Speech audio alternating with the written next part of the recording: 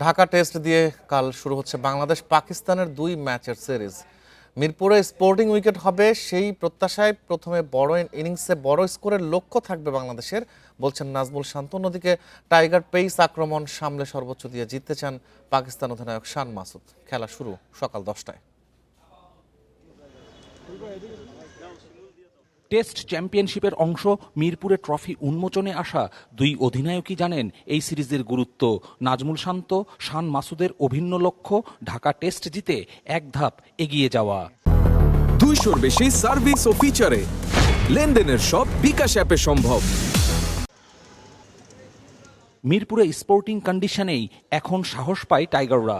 Pace attack যে শক্তির জায়গা, মূল চিন্তা ব্যাটিং নিয়ে ম্যাচের ভাগ্য নির্ধারণে প্রথম ইনিংসে বাড়তি গুরুত্ব টাইগার অধিনায়কের। বোর্ডে বড় রান চাওয়া।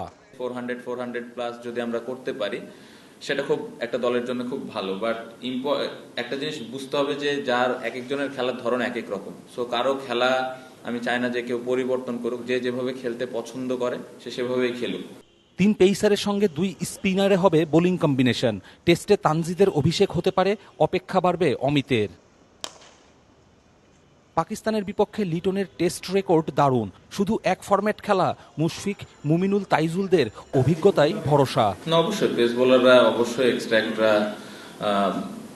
কাজ হিসেবে আমাকে হেল্প করবে, কারণ ওরা স্কিল ওয়াইজ অনেক ইমপ্রুভ করেছে। যে কোনো কন্ডিশনে এখন ভালো বল করছে, যদি আপনি হোয়াইট বল স্পেশালি দেখেন। সো সবাই ভালো শেপে আছে। আমি ব্যক্তিগতভাবে যেটা চাই দলের কাছে, যে ফার্স্ট ইনিংসটা আমরা যেন ভালো ক্রিকেট খেলি সবসময়। সো এই চ্যালেঞ্জটা যদি আমরা ঠিকভাবে নিতে পারি, আমার মনে হয় যে এই সার্কেলটা আরো ভালো যাবে। কোচ সরফরাজের অধীনে পাকিস্তানের নতুন মিশন। মিডল অর্ডার দলের চালিকা শক্তি বলছেন শান মাসুদ।